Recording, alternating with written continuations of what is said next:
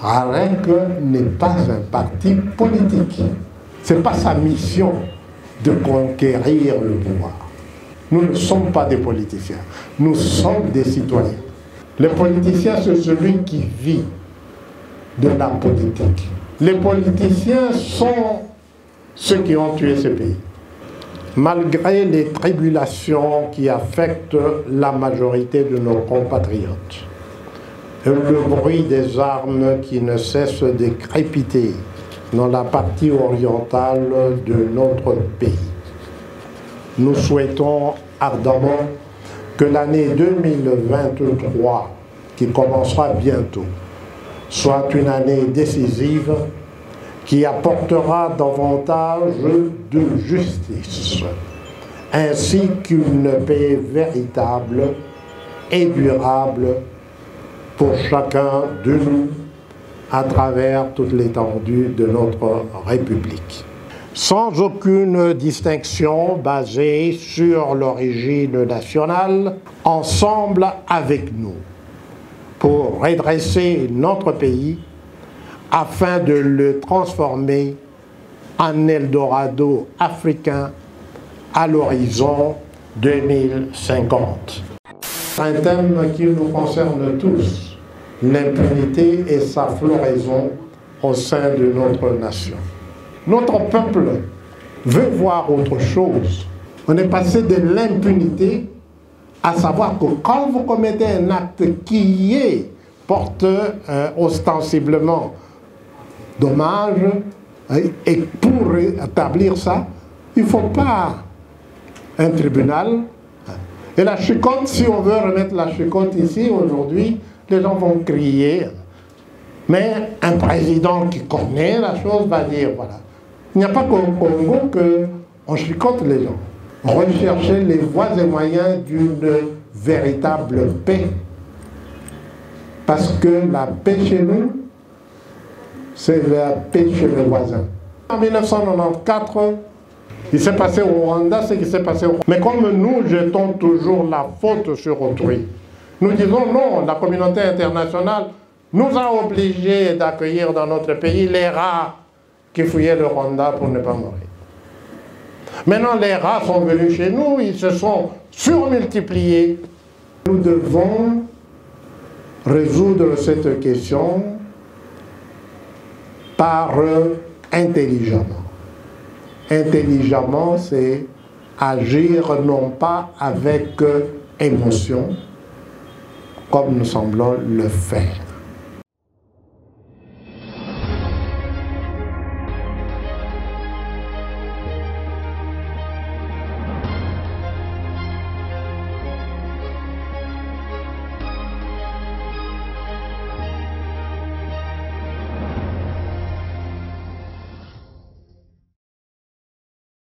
Je vous remercie pour votre présence parmi nous. Je tiens d'abord à nous excuser pour le retard avec lequel nous commençons cette rencontre avec vous, qui est liée, comme vous le savez, aux impondérances d'ici chez nous. Il a plu abondamment et plusieurs parmi les participants et parmi vous-même étaient un peu handicapés par cet imprévu temporel. Nous allons donc commencer notre entretien.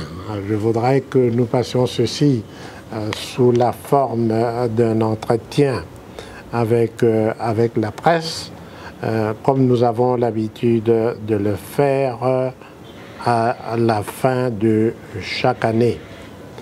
Donc, aujourd'hui, nous avons invité pour d'abord transmettre nos vœux de fin d'année à travers vous et par devers vous à notre peuple et à travers vous à l'ensemble des acteurs de la renaissance du Congo et des bâtisseurs de l'Eldorado africain. Je vais commencer par lire le message que j'ai préparé à l'intention de notre peuple et ensuite nous pourrons échanger avec vous. Vous poserez toutes les questions que vous estimez utiles pour éclairer notre peuple au seuil de la nouvelle année que nous allons commencer bientôt. Très chers compatriotes, c'est un devoir sacré pour notre ASBL de nous réunir en assemblée générale à la fin de chaque année pour évaluer les résultats des activités que nous avons menées ensemble au cours de l'année et pour projeter celles que nous devrons entreprendre au cours de l'année nouvelle qui pointe déjà à l'horizon. Pour nos compatriotes qui ne savent pas encore qui nous sommes, il est bon de savoir que le Rassemblement des acteurs de la Renaissance du Congo est une association sans but lucratif qui a été créée le 7 mars 2015. Notre association a reçu sa personnalité juridique au terme de l'arrêté ministériel numéro 098 CAB Mine du 14 juillet 2022. Notre mission à travers le RAREC est de rassembler sans aucune distinction basée sur l'origine nationale, ethnique, tribale ou sur les convictions politiques, philosophiques ou religieuses, tous les compatriotes, ainsi que toute personne qui habite notre pays et qui souhaite œuvrer d'arrache-pied ensemble avec nous pour redresser notre pays afin de le transformer en Eldorado africain à l'horizon 2050. L'année 2022 touche à sa fin. Plusieurs d'entre nous ont connu de nombreux événements heureux au cours de cette année qui s'achève. Il s'agit notamment des réussites scolaires et académiques, des mariages, des naissances, des promotions, des acquisitions de nouveaux biens matériels, etc. D'autres parmi nous ont été lourdement et durement éprouvés par de nombreux aléas de la vie humaine, tels que décès, maladies prolongées, hospitalisation, perte d'emploi, chômage de longue durée, etc. Sur le plan national, la guerre et les sévices de toutes sortes ont continué d'affliger des millions de nos compatriotes, surtout ceux qui vivent et qui résident dans les provinces de la partie orientale de notre pays, car cette région est meurtrie depuis l'éclosion de la guerre civile dans notre pays en 1996. Il en va aussi de même pour nos compatriotes de la province du Kwango qui sont affectés par le conflit interethnique qui a surgi tout récemment entre les populations d'origine Yaka et Teke. Je nous demande de nous lever et de garder une minute de silence en hommage à tous nos compatriotes qui ont perdu leur vie.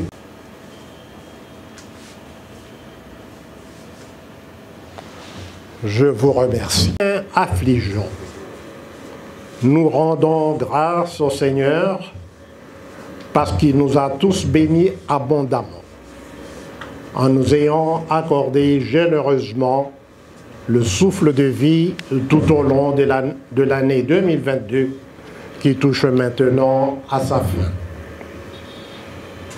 Au cours de cette année, malgré les contraintes infligées aux uns et aux autres par la pandémie du Covid-19, Rarek, votre Asbel, a rayonné notamment à travers la réalisation de 2 événements majeurs. Il s'agit d'abord de la tenue de son premier colloque sur l'avenir et le devenir de notre pays. Le thème général du dit colloque était « La faillite de l'intelligentsia congolaise face au redressement de la nation, une vision globale des enjeux et des perspectives pour transformer la RDC en Eldorado africain à l'horizon 2050. Ce colloque fut tenu dans l'amphithéâtre de la paroisse Notre-Dame de Fatima du 20 au 21 juillet 2022. Il était conçu et structuré par un comité organisateur composé de plus de 40 sommités scientifiques de notre pays. Ce premier colloque de Rarek avait enregistré aussi une participation importante de plus de 200 concitoyens. Il convient de signaler de manière particulière l'implication et la participation de hautes personnalités de notre pays, dont notamment le patriarche Mukamba Kadiata Nzemba Jonas, son Excellence le général Kabanda Kourenga Gilbert, ministre de la Défense nationale et des anciens combattants, les ministres honoraires, parmi lesquels le professeur Kambaï Boacha Jean-Richard, recteur de l'Institut facultaire de sciences de l'information et de la communication, le docteur Sondi Jean-Baptiste, le professeur Opio Kakurawa Paul et maître Kalala Marie-Madeleine, le professeur Abbé Santedi Kinkupru Léonard, recteur de l'Université catholique du Congo, ainsi que le pasteur Seina Nshimba Eric, secrétaire général chargé de la commission Justice et Paix de l'Église du Christ au Congo. Les actes de ce premier colloque seront publiés au cours du premier trimestre de 2023. Le 29 septembre 2022, Rarek avait aussi accompagné le mouvement international des étudiants catholiques à travers une conférence dont le thème était « 5 ans de grève intermittente à l'université de Kinshasa et dans les établissements publics d'enseignement supérieur et universitaire. La montagne aurait-elle accouché d'une souris ou la colline inspirée serait-elle en panne d'imagination ?» Tenu au siège de la CENCO à Kinshasa-Gombe, cette conférence était rehaussée par la présence de Monseigneur Cholet Baboula Donatien, secrétaire général de la Conférence épiscopale nationale du Congo.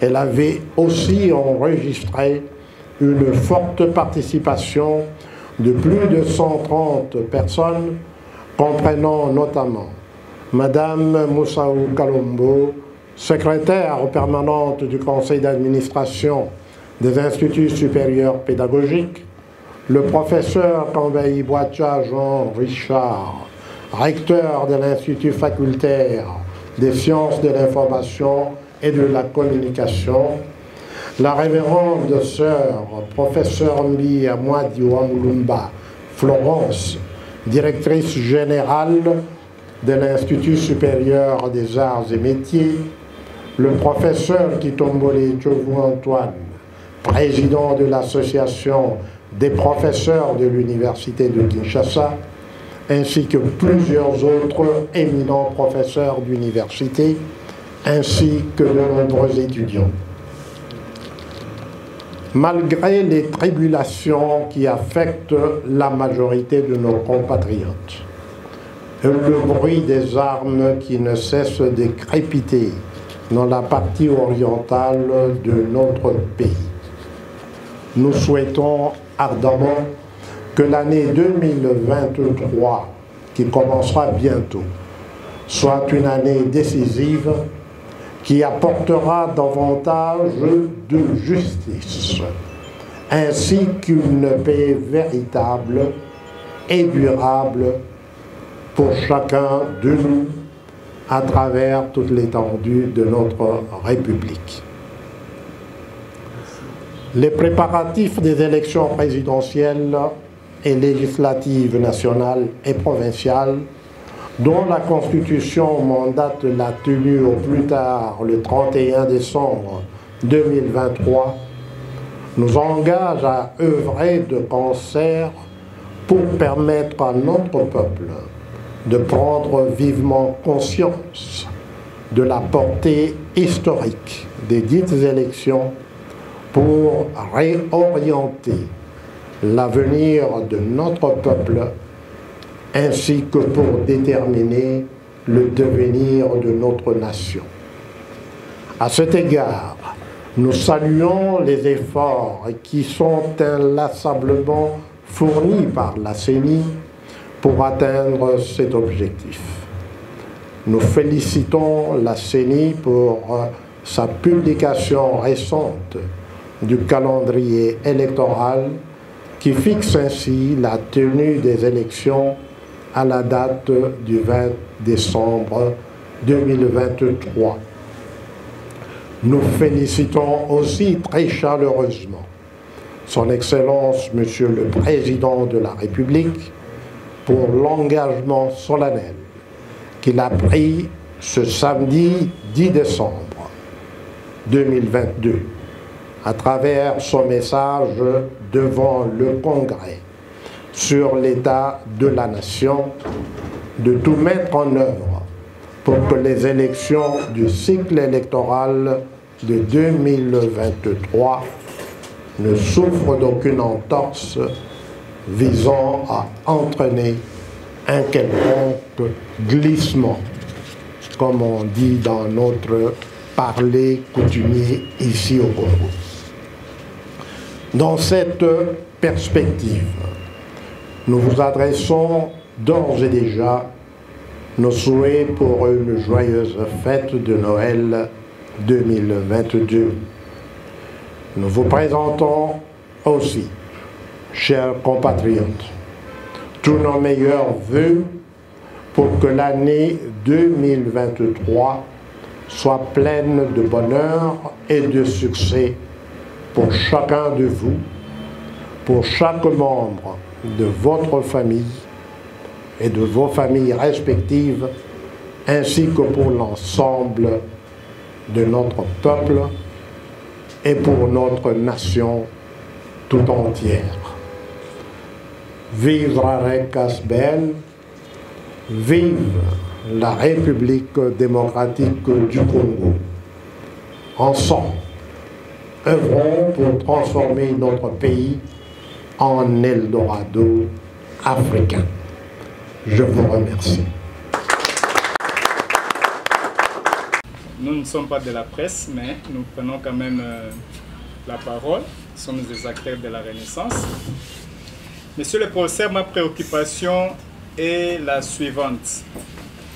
Dans votre exposé, vous avez dit que vous aviez organisé le colloque en 2022, je crois, au mois de juillet. Maintenant, nous sommes au mois de décembre et vous dites que les actes de colloque seront publiés au premier trimestre de 2023. Ne pensez-vous pas que, comme nous disons, on n'a pas le faire quand il est chaud? Ne pensez-vous pas que de juillet jusqu'au premier trimestre de 2023, tout ce temps qui va s'écouler, pensez-vous que ces actes-là auront toujours leur puissance, leur pouvoir, ou seront toujours d'actualité? Parce que personnellement, nous avons pris part à ces colloques et nous pensions à son temps que ces actes-là seraient déjà publiés et au besoin déposés même aux différentes institutions de la République. Mais curieusement, vous nous dites ici que ça sera le cas pour 2023. Voilà un peu ma petite préoccupation. Vous savez, votre question me donne l'occasion de parler un peu de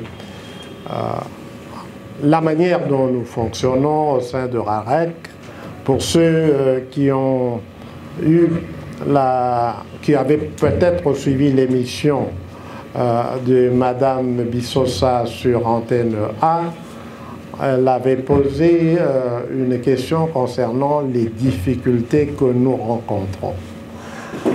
Et je n'ai pas parlé dans cette émission des difficultés financières, parce que j'estimais que la plus grande difficulté n'est pas les finances, mais c'est plutôt la prise de conscience. Parce que quand on prend conscience de l'utilité d'une entreprise, d'une association, alors on contribue, on apporte son temps, et je dois dire que les acteurs, il y en a qui apportent leur temps, sans compter, parce que le temps, comme on dit, j'enseigne le droit financier et je commence mon cours par dire aux étudiants que le temps est la seule chose, le seul bien marchand que nous avons tous. Le pauvre en a toujours en surabondance, tandis que le riche en a toujours en quantité insuffisante. Au sein de RAREC, nous ne recevons même pas ce temps. Il y a quelques acteurs qui l'accordent bien volontiers. Et comme chacun sait, le temps c'est l'argent. Mais la deuxième contrainte, c'est l'argent. Comme on dit, l'argent est le nerf de la guerre. Avec tout le temps, on peut faire beaucoup de choses.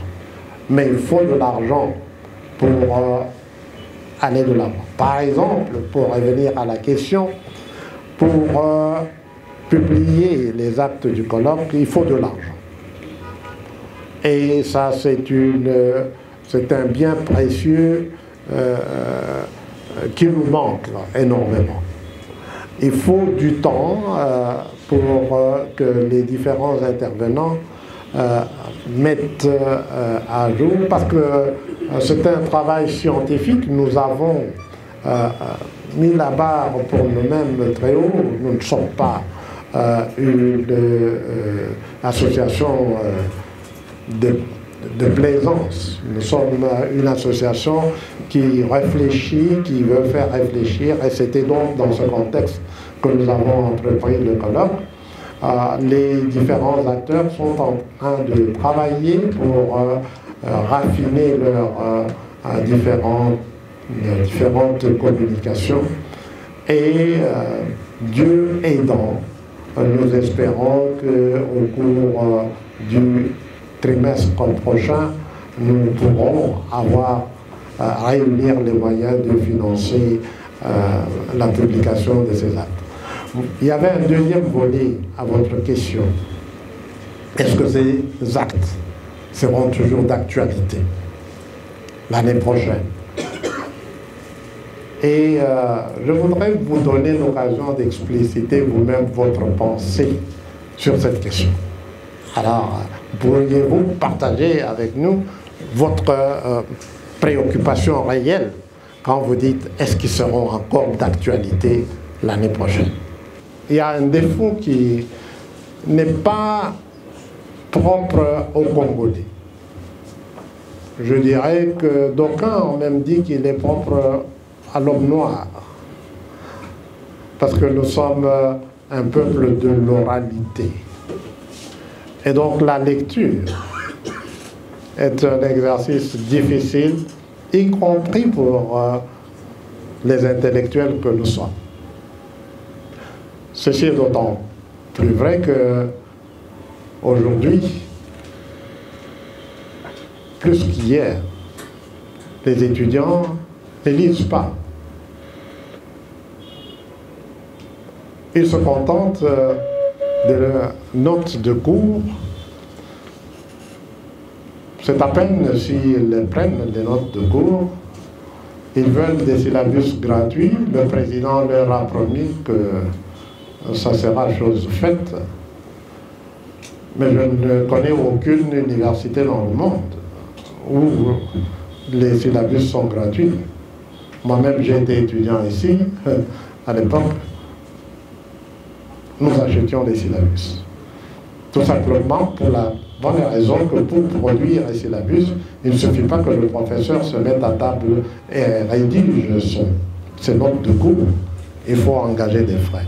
Donc, l'illusion dans laquelle nous vivons, mais même quand c'est mis à la disposition des étudiants, ils ne se contentent de les lire à la veille des examens. Donc, la raison pour laquelle nous allons publier les actes, ce n'est pas tant parce que nos compatriotes les liront. Nous devons publier ces actes parce que c'est un travail qui a été fait et c'est un travail qui doit venir accessible. Parce que, je vous dis, c'est compliqué, il faut de l'argent pour les produire. Et quand on les a produits, beaucoup trouveront que c'est trop cher. Et ne pourront même pas acheter. Donc la préoccupation, je réponds pour dire, non, nous sommes en retard, bien sûr, parce que nous avions programmé de le faire et nous allons le faire. Mais le fond de votre question, c'est ce que je vais aborder en disant. Vous avez insisté sur le fait que l'année prochaine, nous serons tous dans la fièvre des élections. Mais ceux qui seront les premiers acteurs des élections, ce sont les candidats, qui eux-mêmes ne lisent pas. Alors, c'est pour ça que RAREC veut que parmi vous, qu'il y ait des candidats. Et je pense que c'est une question que nous allons discuter en long et en large. C'est-à-dire, pourquoi pensez-vous que moi, pauvre acteur de RAREC, inconnu du grand public, chômeur de mon État, malgré les diplômes que j'ai eus depuis une belle lurette, comment pensez-vous que je pourrais battre aux élections tel ou tel fossoyeur de la République qui touche 21 000 $ par mois et qui aura reçu de l'État de quoi faire campagne. Voilà la question fondamentale que Acteur Kamara pose. Et sur cette question, je voudrais nous engager les uns les autres à réfléchir à haute voix, à partager nos préoccupations. Parce que le colloque, c'était aussi cela, nous avons conclu le colloque avec 8 résolutions. Et ces 8 résolutions ne vont pas être transformées en réalité par les dirigeants actuels. À commencer par la résolution fondamentale, nous avons dit que les fonctions politiques, les mandats publics politiques devraient être gratuits, que les politiciens élus devraient se contenter pendant l'exercice de leur mandat de logement, de soins de santé, de vêtements, tout ce qui est nécessaire pour vivre décemment et consacrer son temps à la République. Et que s'ils sont fatigués de faire cela, quand ils déposent le tablier, alors seulement le peuple, l'État pourra leur payer une somme adéquate pour les services rendus à la nation.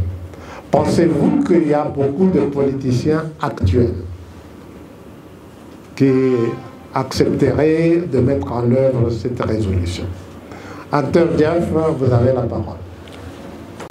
Mon intervention en 2 volets. Du point de vue de la forme, je pense que pour un moment comme celui-ci, où on est à la fin d'une année civile, c'est bien de rester dans les actes posés en 2020-22, mais je pense qu'il aurait été aussi intéressant de nous mettre déjà en 2023. Rester simplement dans les simples mots de dire bon, vive 2023. Pour moi, je me dis, on a manqué de la matière pour les futurs. On reste dans les passés. Et là, je vois la pertinence de l'intervention de Richard. Parce que vous-même, vous le dites dans vos propos que l'année 2023 est une année électorale. Et connaissant les ambitions de Rarec vise un jour à prendre le pouvoir pour justement comment transformer ces pays si on ne prend pas ces pouvoirs. Je pensais qu'on serait à cheval entre 2022 qui finit et lancer déjà 2023. Et là, je pense que du point de vue de la forme, parce que ça c'est vraiment une adresse que vous faites à la nation. Qu'est-ce que nous devons retenir de Rarec pour 2023? Jusque-là, de mon bureau, j'écoutais tous les discours. Méfiez-vous, ne pensez pas que je suis venu en retard, parce que mon bureau, c'est juste au-dessus de votre tête. Je n'ai pas entendu ça. Ça, c'est du point de vue de la forme. Du point de vue du fond, je pense que, vous connaissant, je pense que c'était aussi le moment d'avoir une feuille de route qui étaye un peu ce que nous pensons être les vraies causes. Parce qu'il est bon de dire, bon, on veut transformer le pays en ceci, on veut faire cela. Mais il faut d'abord que les gens comprennent quel est le vrai problème du Congo.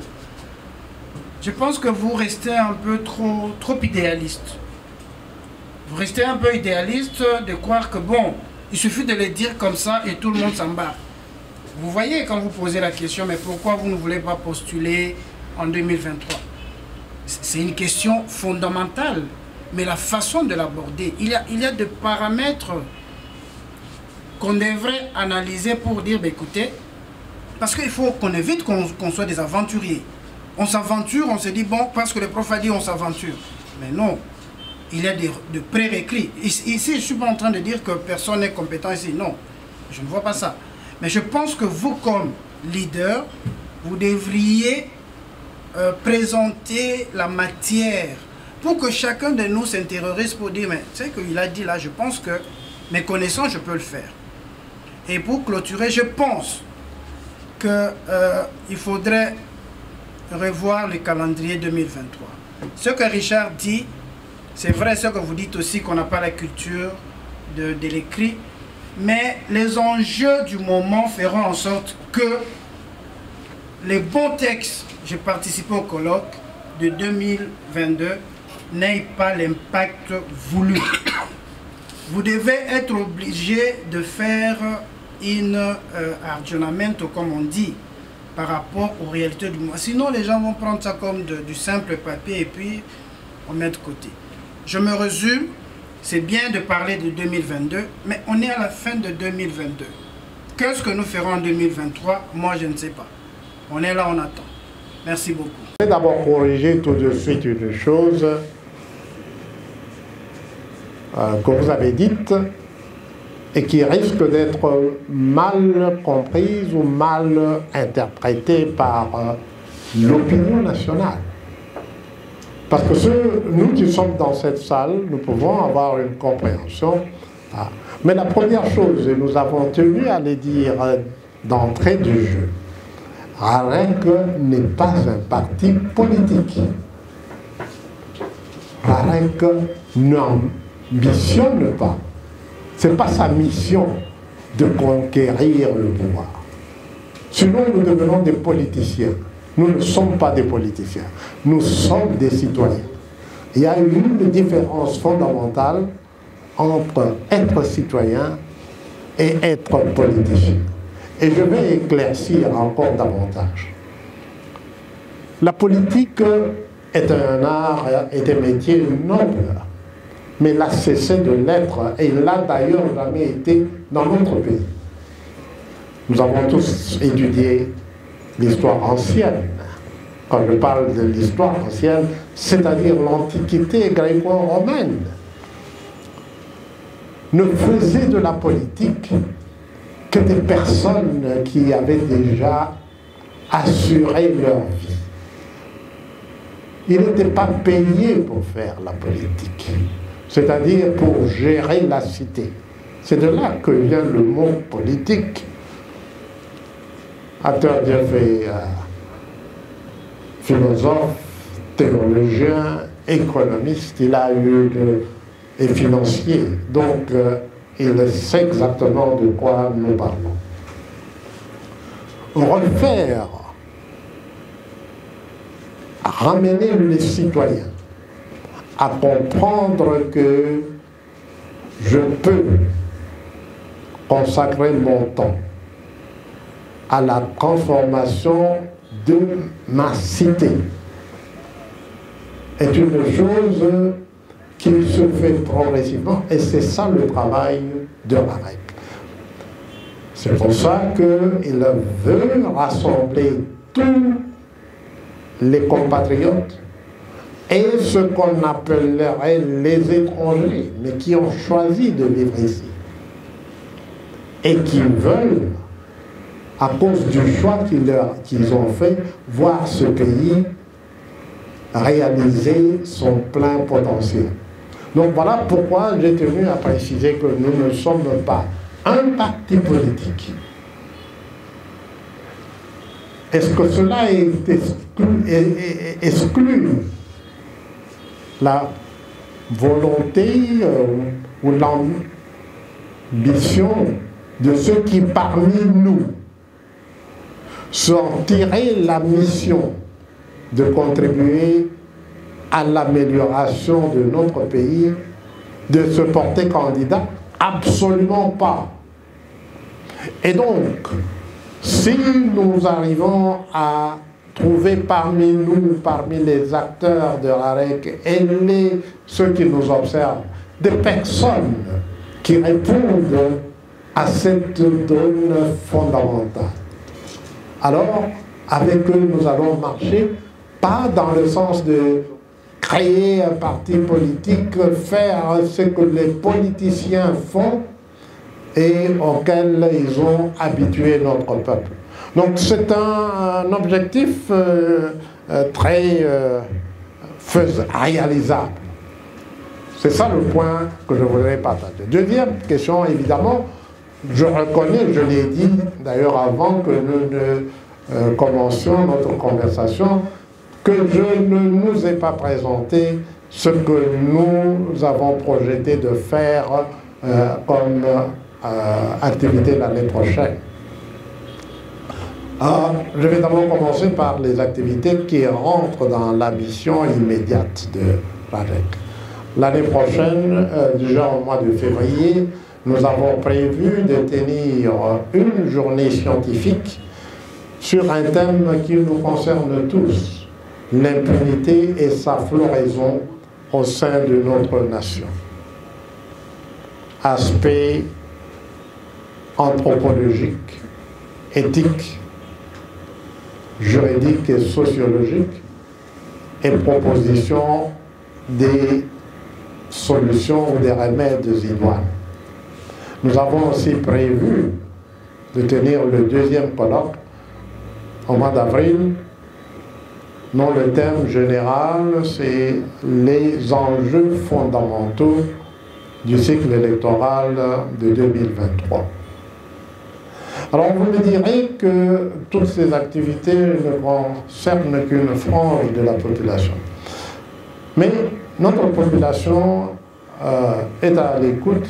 Moi je parle régulièrement avec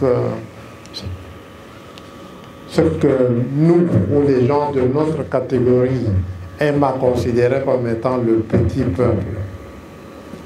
Et je pose la question aux cireurs, aux jeunes, à cet enfant qui cire nos chaussures, à cet enfant qui, sur le campus, ils sont universitaires de Kinshasa, qui viennent laver nos voitures. Dès que vous parquez, un enfant court vite, papa, est-ce que je peux nettoyer votre voiture? À ceux qui sont en âge de voter, je leur pose la question. L'année passée, ou il y a 5 ans, vous aviez voté qui? Il y en a qui répondent très spontanément, Fayoulou, Tshisekedi. Ce sont les deux noms qui reviennent le plus souvent. Et quand je pose la question suivante, et l'année prochaine, vous allez voter qui?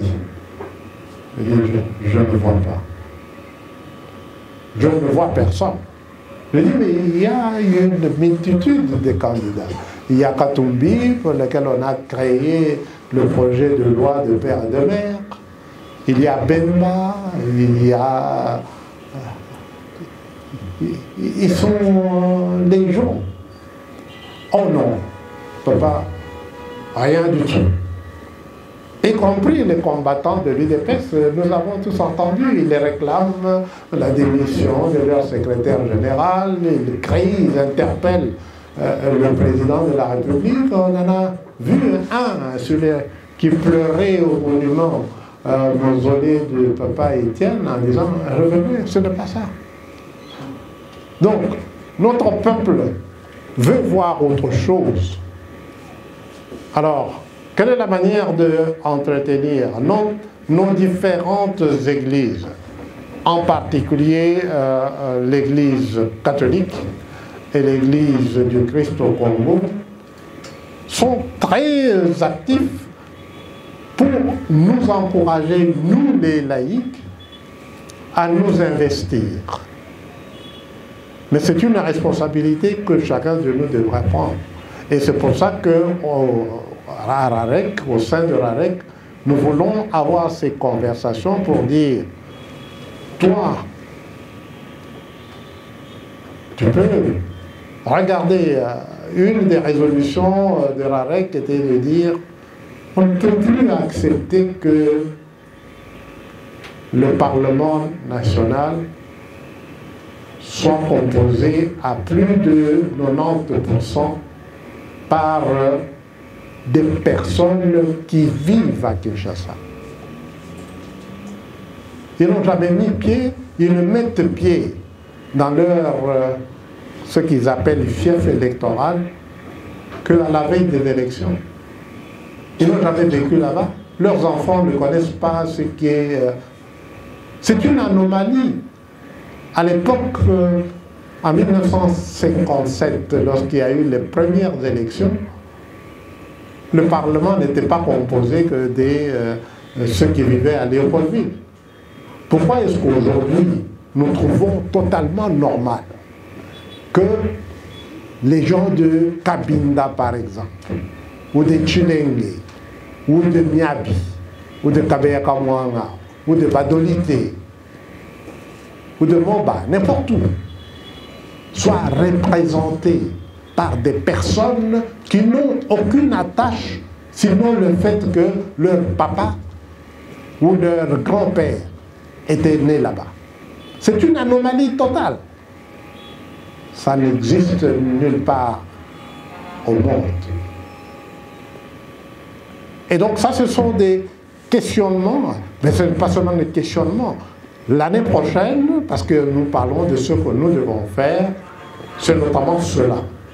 Et donc, la vulgarisation des actes du colloque et des résolutions devrait se faire à travers les structures existantes, telles que, prenons l'Église catholique est très organisée, il y a 47 diocèses, dans chaque diocèse il y a une commission diocésaine de justice et paix, il y a une commission des intellectuels, il y a une commission des jeunes.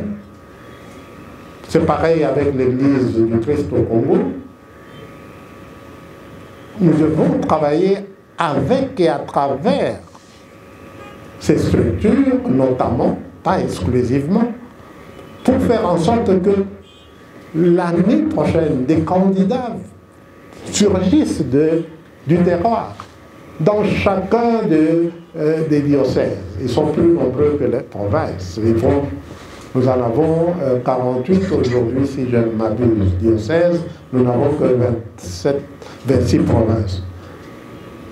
Et dans chaque paroisse, il y a un directeur d'école, il y a un médecin, il y a un agronome. Ces gens-là sont éminemment qualifiés pour être les représentants de leur circonscription, plutôt qu'un, passez-moi l'expression, nous sommes entre nous, un aventurier politicien dont la seule connexion avec la circonscription est le fait que son père ou son grand-père était né là-bas. Moi, j'ai connu une situation scandaleuse où un député d'une circonscription était une personne qui venait du Canada. Jamais vécu là, sinon quand il était enfant. Et c'est toi. Oui, allez. Professeur, quelles sont les stratégies pratiques que l'AREC met en place pour atteindre cet objectif de rendre notre pays l'Eldorado d'Afrique? Merci. Fondamentale. Et sur lesquelles, notamment l'année prochaine, parmi le choix des différents candidats, prenons le choix du président de la République.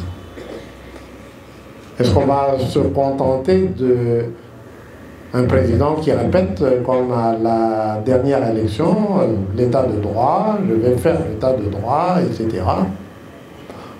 Parce que c'est une question qui touche chacun de nous. Regardez, je vais vous un exemple simple.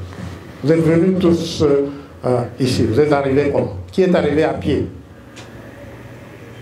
Personne. Qui est arrivé à vélo? Personne. Qui est arrivé dans sa voiture personnelle? Même Dieu, dont je sais qu'il est arrivé dans sa voiture personnelle, n'ose pas. Alors, qui est venu par transport en commun? Vous tous. Alors, avant d'arriver à là où vous devez, posez-vous la question d'abord. Là où vous avez arrêté le taxibus, ce qu'on appelle ici taxibus, c'était à quel niveau de la chaussée? Qui d'entre vous s'était mis carrément au rond-point et a arrêté le taxibus là-bas? Qui d'entre vous, quand il est dans un taxibus, arrive juste au croisement de la rue et dit au taxi, je dois descendre ici? et le taxi s'arrête, ce qu'on appelle taxi. D'abord, est-ce qu'il y a des taxis dans notre pays? Alors pourquoi est-ce que je donnais cet exemple? Parce que dans ce pays, il y a un président qui a essayé de faire quelque chose. C'est lequel? Pour les plus anciens d'entre nous.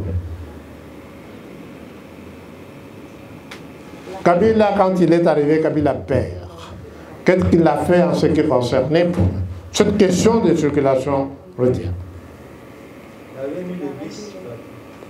Non seulement il n'a pas mis les bus partout, il a commencé avec ce qui existait, il a commencé avec la chicotte.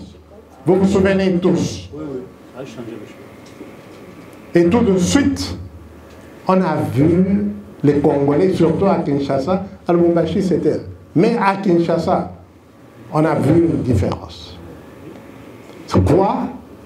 On est passé de l'impunité à savoir que quand vous commettez un acte qui porte ostensiblement dommage, et pour établir ça, il ne faut pas un tribunal. Et la chicotte, si on veut remettre la chicotte ici aujourd'hui, les gens vont crier. Mais un président qui connaît la chose va dire, voilà. Il n'y a pas qu'au Congo qu'on chicote les gens. Vous avez déjà entendu parler de Singapour. Vous savez qu'on utilise la chicotte à Singapour. Pour quel crime, par exemple? Jeter le chewing-gum sur la route. Donc, l'impunité peut vous paraître, chers confrères, un sujet banal. Mais l'impunité, c'est ce qui a rendu notre pays ce qu'il est devenu aujourd'hui. Parce qu'on fait n'importe quoi. Vous êtes avocate comme moi. Je vais renvoyer, j'ai été hier au tribunal de grande instance plaidant pour mon client, le professeur Kitomboli. Cet homme arrêté pour une infraction qui n'existe pas. Usurpation des fonctions publiques. Mais nous traînons. Pourquoi? Parce qu'il y a impunité. Quand il s'agit de l'impunité des magistrats, tout le monde. Mais donc, l'impunité est un sujet fondamental et il a tout à voir avec l'élection prochaine. Parce que tant que nous restons dans cette situation avec des politiciens qui crient, mais qui n'agissent pas, parce qu'ils sont eux-mêmes les artisans de l'impunité. Voilà pourquoi nous avons choisi ces sujets. Est-ce que ça vous convainc? Ok, merci. Alors, monsieur l'étudiant, c'est Bokonka? Oui. Alors, vous me demandez qu'est-ce que nous faisons pour les étudiants. Cette question, les étudiants pensent qu'ils vivent dans un monde différent et qu'il y a des actions qui doivent être faites spécifiquement pour les étudiants. C'est une... Alors, c'est pour ça que n'importe quel politicien peut vous promettre. Par exemple, on vous a promis des bus Transacadémia. On vous a promis que vous n'achèterez plus les syllabus. On vous a promis qu'il y aura l'Internet. On vous promet des choses spécifiques pour vous. Et vous applaudissez. Non. Nous, sauver la nation signifie vous sauver. Et donc, mais parce que vous avez posé une question pertinente, je vais répondre spécifiquement pour les jeunes. Nous avons prévu et préconisé l'opérationnalisation du service militaire obligatoire. Vous savez pourquoi? Parce qu'aujourd'hui, notre jeunesse est laissée pour compte. Vous allez à l'université, pas pour y apprendre grand-chose. La langue d'enseignement dans notre pays, c'est le français. C'est la langue officielle. Mais combien d'étudiants maîtrisent encore le français? Combien de professeurs ne maîtrisent pas le français? Et on nous a entraînés, on nous a habitués depuis Mobutu en pensant que plus on parle le lingala, mieux ça vaut. Mais nous ne parlons même pas le lingala. Ce qu'on parle là, la langue qu'on utilise et qu'on appelle le lingala, que vous utilisez au campus et ailleurs, ce n'est pas du lingala. À l'époque, il y avait le cardinal Malula de heureuse mémoire. Quand il prêchait en lingala, les jeunes de votre ne comprenaient rien. Parce qu'il parlait le lingala, pas ce que vous fabriquez aujourd'hui.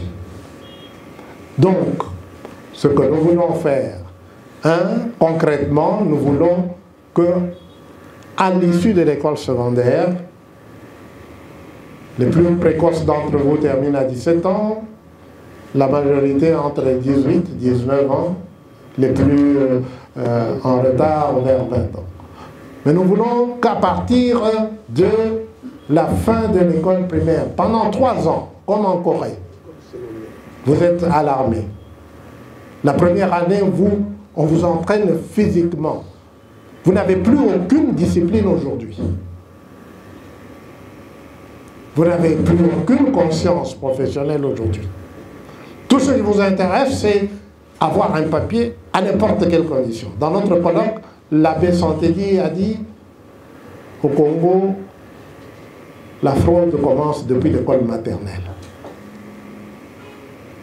Donc voilà, en résumé, nous pourrons continuer la conversation. Mais le point clé et phare, le service militaire obligatoire.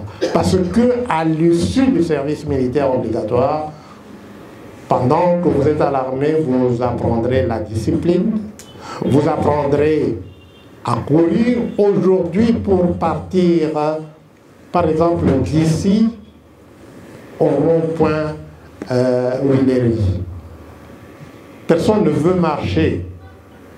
Nous, on allait à l'époque à pied. Nous allions à l'école à pied. Mon père, mon papa, moi, a été à l'école de météorologie à Mbise. Il n'y avait pas de bus à l'époque à Kinshasa.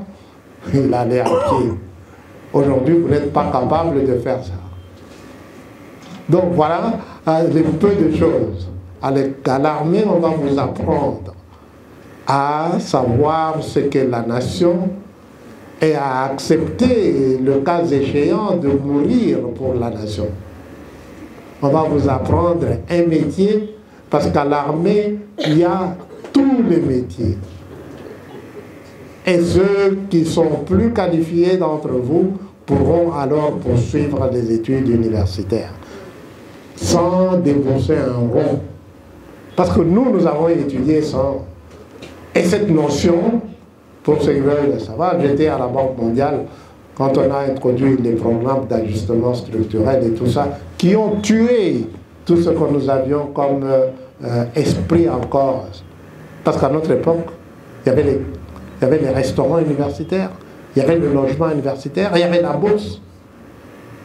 Tout ça, pourquoi? À ce que ça disparaît. Voilà ce que nous voulons faire pour vous les jeunes. Est-ce que ça vous satisfait, M. Longoka? Ok. Alors, M. Vallon pose la question de... Je pense que vous nous avez entendu, nous sommes tous levés ici, nous avons gardé 1 minute de silence pour nos compatriotes. Vous n'avez pas, vous ne savez pas ou vous ne voyez pas ce que Rarek fait. Rarek était avec les autres chrétiens et personnes de bonne volonté dans la rue les dimanches derniers. Nous avons participé à la marche pour la paix.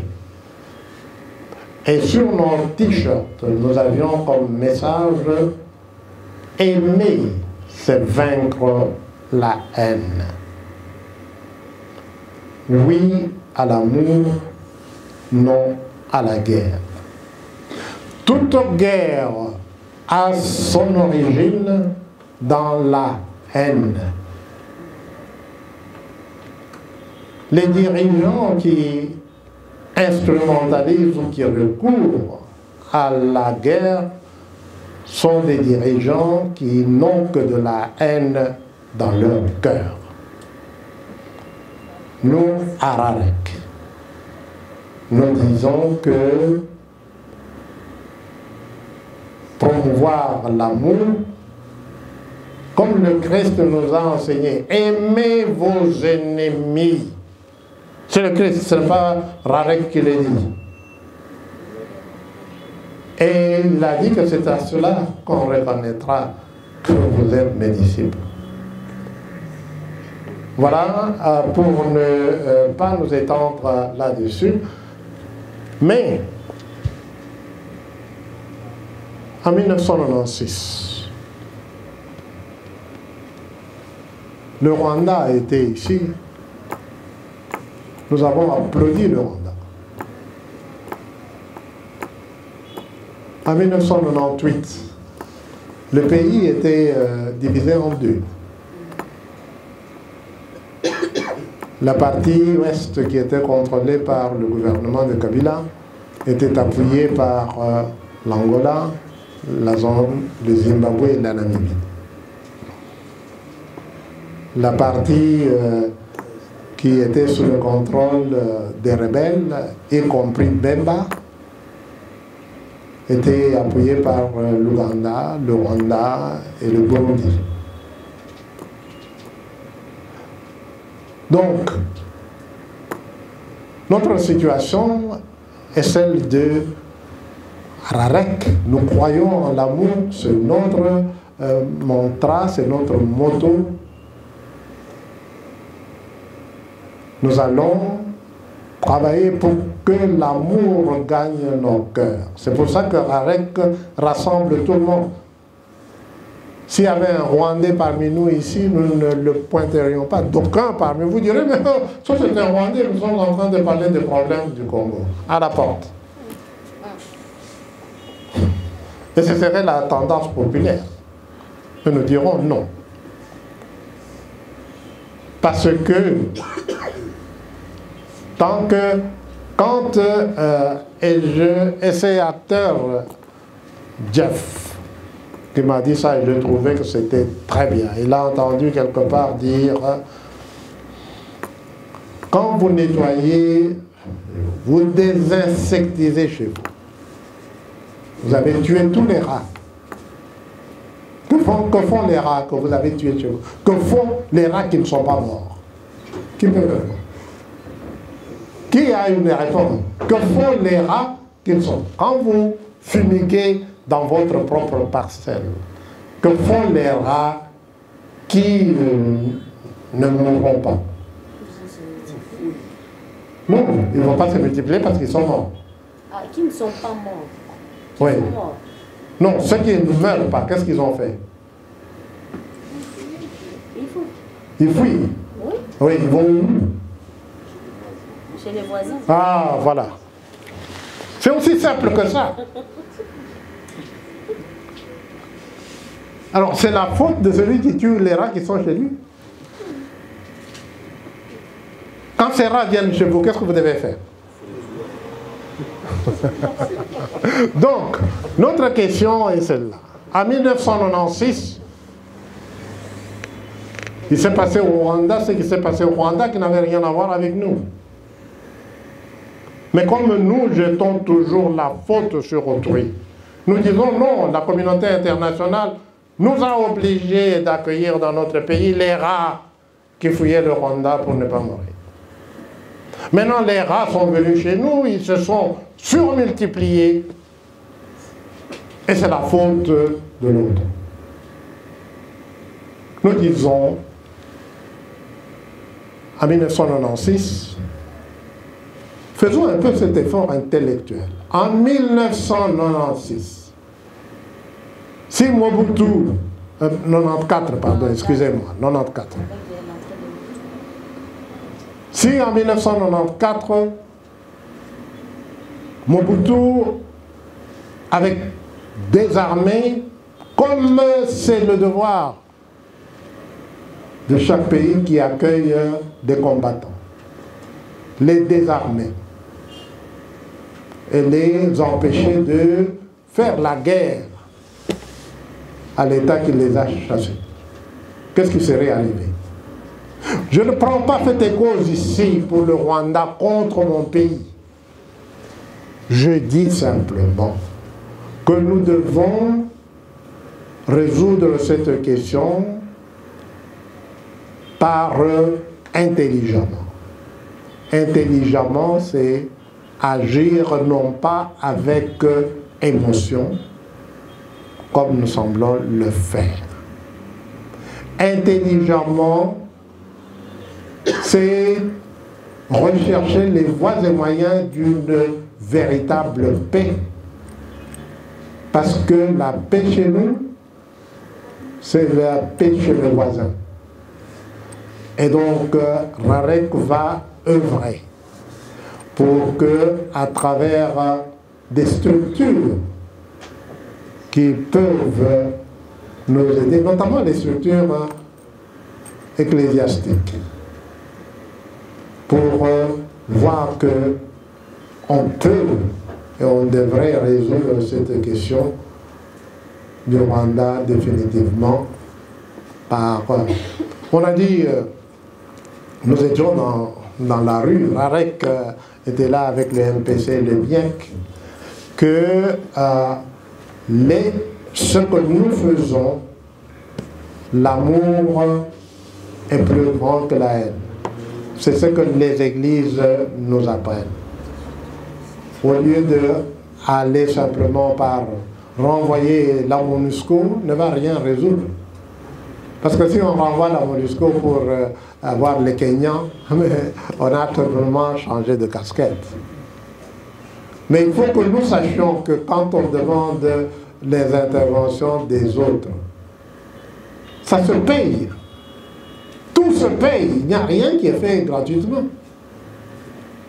Alors aujourd'hui, nous disons les Kenya et les pays régionaux, hein, mais nous oublions que personne ne va se battre à notre place et mourir à notre place pour rien. Voilà la position qui est un peu idéaliste, qui la plupart de nos compatriotes n'aimeraient pas entendre, j'en suis conscient. Parce que ce qu'ils entendent, c'est ce qui leur est dit. Mais quand on essaie de réfléchir sur d'autres voies et moyens, je terminais par évoquer un cas similaire qui a précédé. Vous connaissez l'Arménie et l'Azerbaïdjan. Ces deux pays voisins sont en guerre depuis 1993. L'ONU est intervenu à plusieurs reprises avec des résolutions. Donc la question pour nous, c'est de réfléchir. Je ne vous dirai pas ici spécifiquement ce que nous allons faire, parce que il faut, quand vous agissez, garder la primeur à ceux qui ont le droit de savoir ce que vous vous proposez de faire. Maintenant, il y a deux questions. Celle de Papa Tommy, et nous avons besoin d'une feuille de route, absolument. Absolument, et nous vous exhortons à nous joindre pour que nous travaillions ensemble sur la formulation de cette feuille de route. Merci pour la suggestion. Alors, Maman Hortense m'appellera, quelle est la stratégie? Là aussi, c'est un travail d'équipe. Devons travailler ensemble. Première stratégie, point sur lequel nous pensons, nous avons parlé des candidats indépendants. Mais il faut les faire surgir, il faut qu'ils se trouvent dans une... pour dire le moins, dans une plateforme. Parce que oui, si Hortense veut être candidate, seule elle est perdue. Elle ne le voit pas. Si Mpoika Moulaye veut être candidat, seul il est perdu, il ne voit pas comment. Mais si nous rassemblons tous ceux qui veulent se lancer dans la lutte ou dans l'action, je devrais dire, pour transformer notre pays en Eldorado africain. Ensemble, nous devenons une force. Il y a dans notre pays ici ce que j'appelle la majorité silencieuse. il faut que cette majorité silencieuse, ou les membres de cette majorité silencieuse, apprennent à s'identifier, apprennent à se faire confiance, et puis ensuite décident de mutualiser leur intelligence.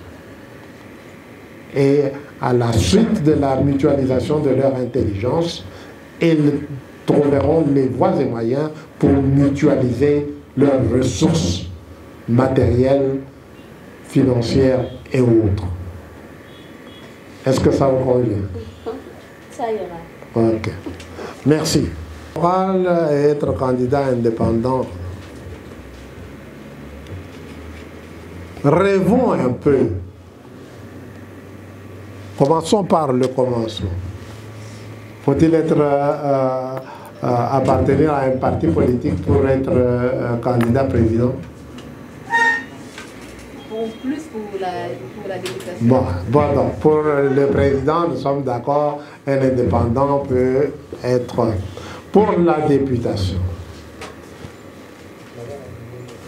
Supposons que vous êtes étudiante maintenant, comme les rooms sont fermés, vous ne résidez pas sur le campus, vous résidez où? Je suis à l'UPEN. Vous êtes à l'UPEN, bien à l'UPEN. Okay. Donc c'est la circonscription de Lukuma. Oui. Okay. Supposons que vous êtes...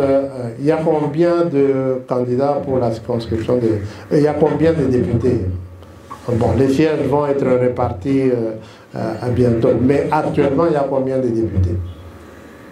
Vous ne connaissez même pas. 16 pour le Congo. Parce qu'il y en a 48 pour l'ensemble de Kinshasa.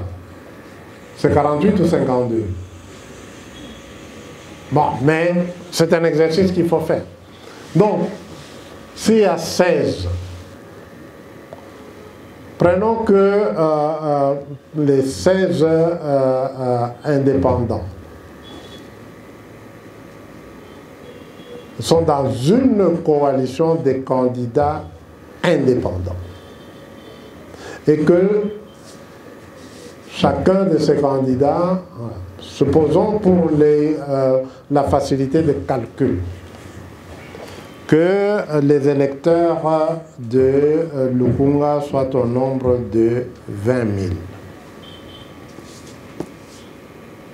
Il y a 16 candidats indépendants.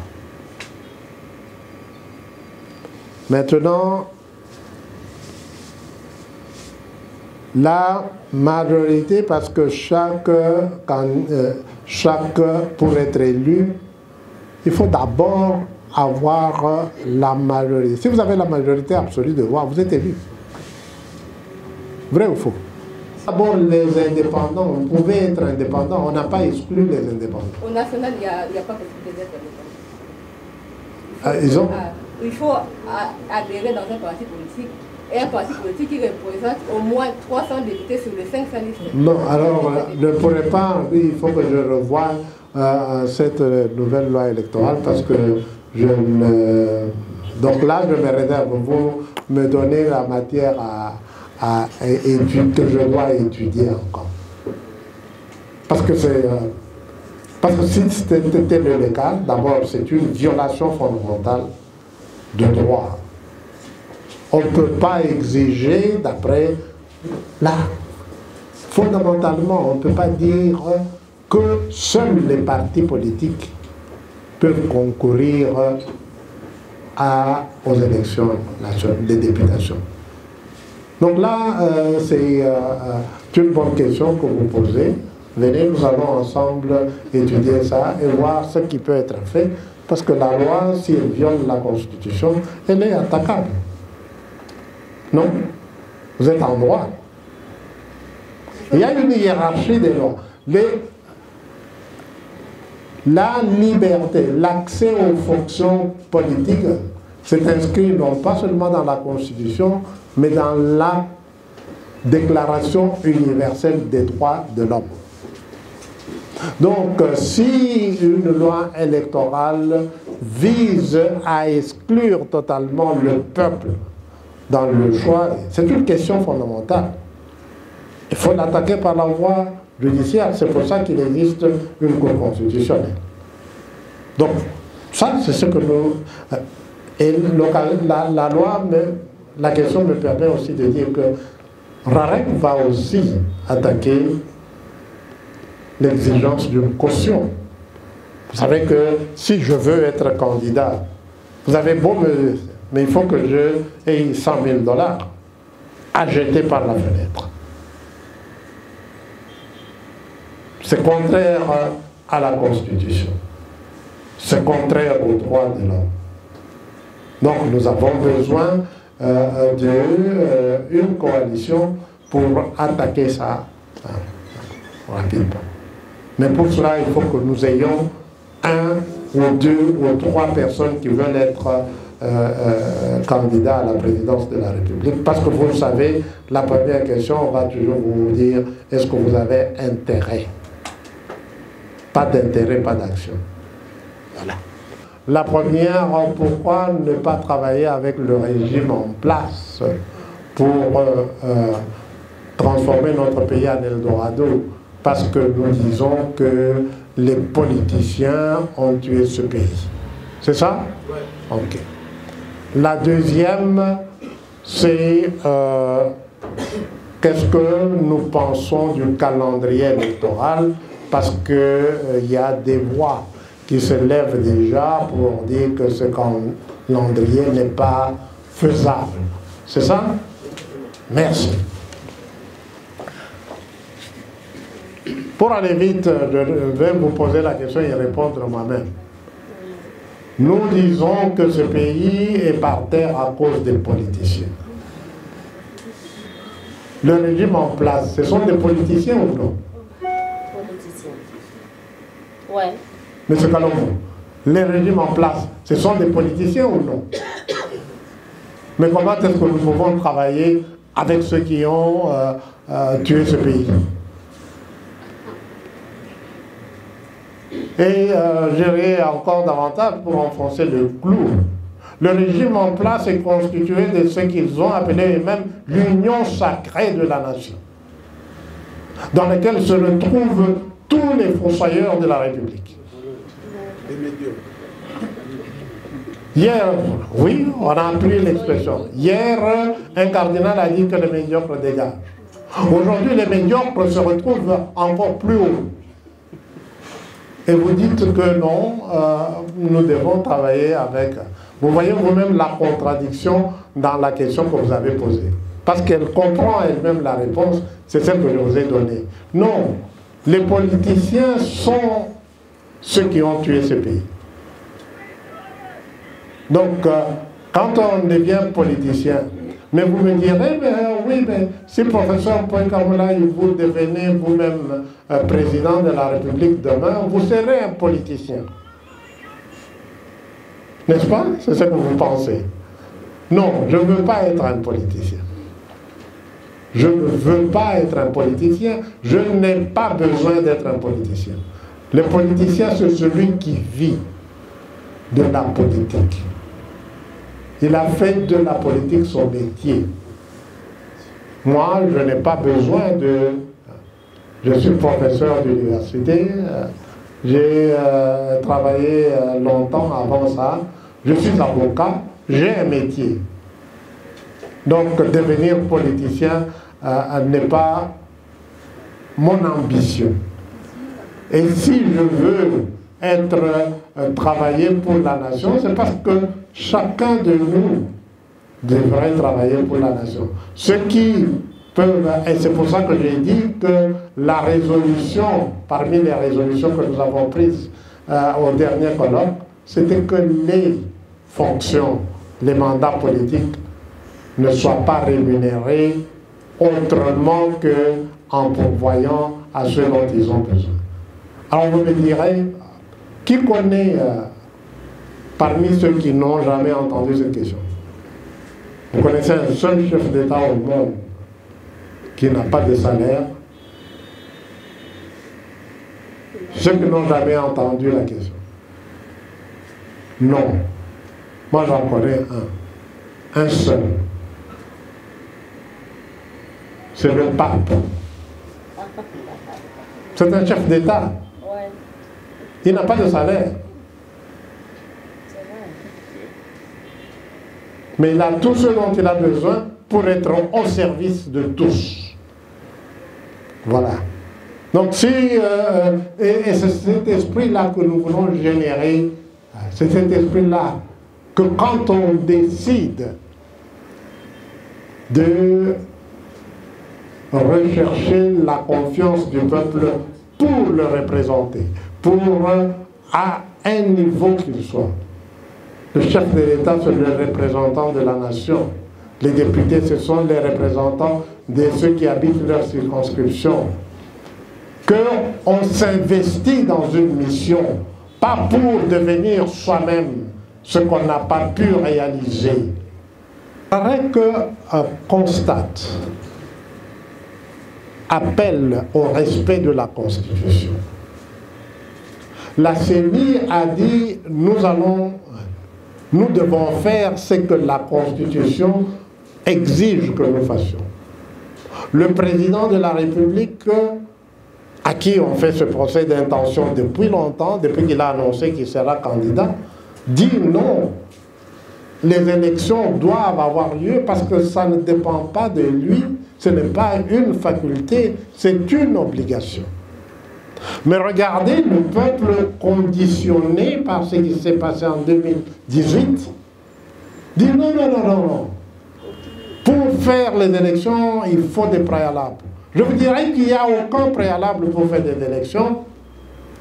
En 1960, quand la plupart d'entre vous n'étaient pas encore nés, les élections ont eu, la table ronde a eu lieu en février 1960. Les élections ont eu lieu en mai. Le 30 juin, nous étions indépendants. En 2018, les élections ont traîné parce que celui qui était assis sur le fauteuil présidentiel n'en voulait pas.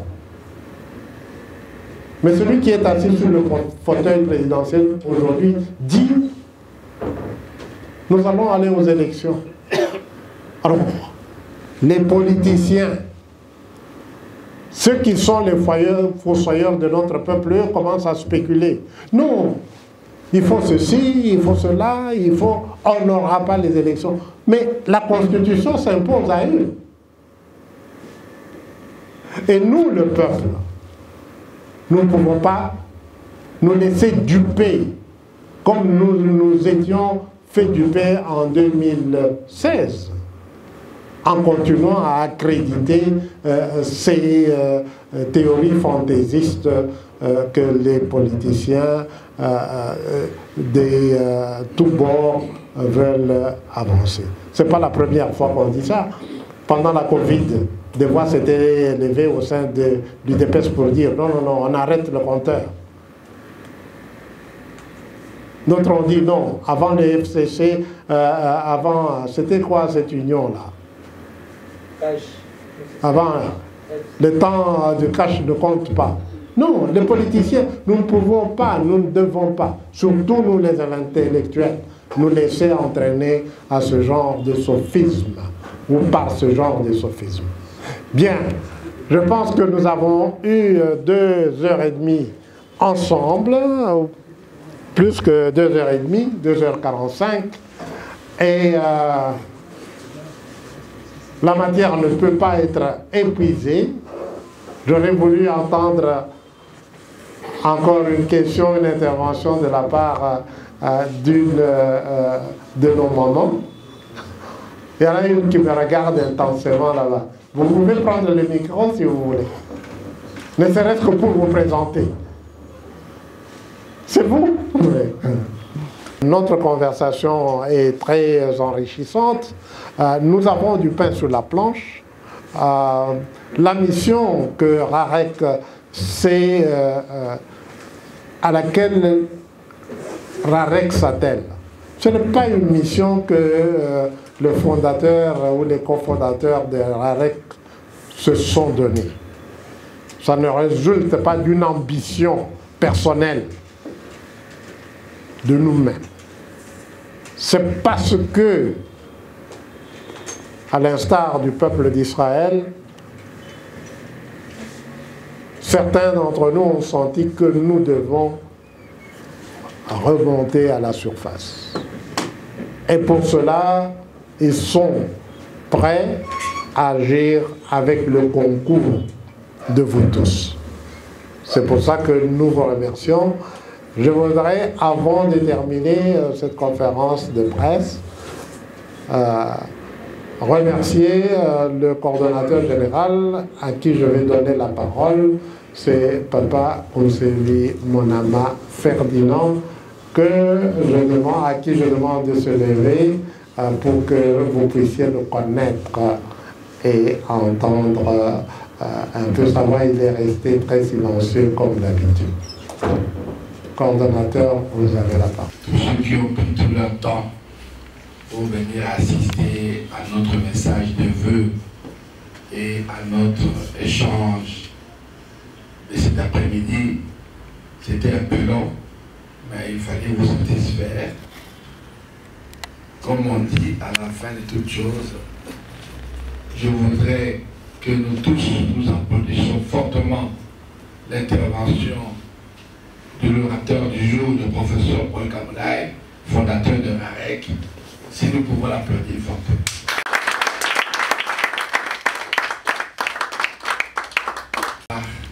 Notre hymne de RAREC, que notre cofondateur Geoff Nessimba va nous conduire là-dessus. Et par la suite, nous allons vous offrir un petit cocktail au restaurant au premier niveau. De la Renaissance, redressons nos fronts et travaillons pour le bonheur de notre pays, le Congo. Heureuse la nation dont l'Éternel est Dieu, bâtissons notre pays sur le socle sacré de l'amour. Aimons notre mère commune, le Congo.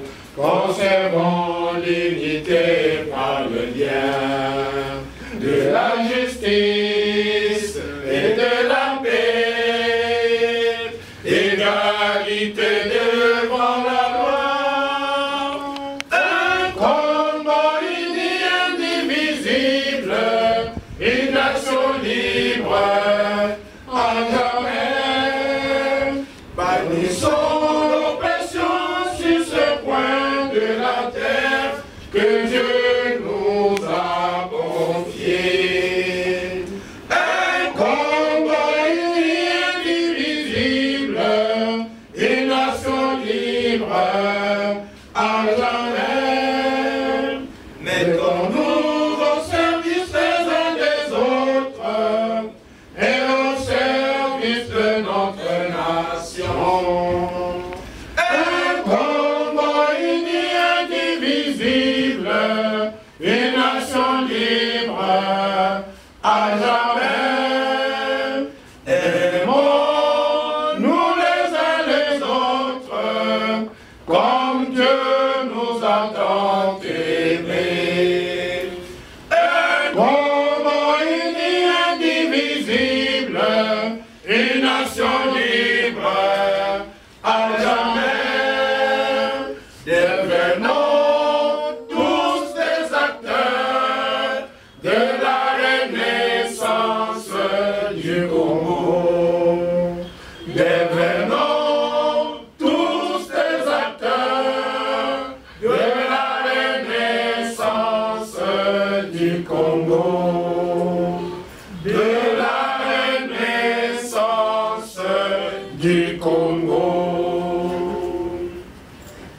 Aimons-nous les uns les autres comme qui? Comme Dieu nous aime. Aimons-nous les uns les autres comme qui? Comme Dieu nous aime. Et encore comme qui? Comme nous aimons notre frère. Et encore comme nous aimons notre patrie. Notre patrie, c'est qui? Le Congo. Notre patrie, c'est qui? Le Congo.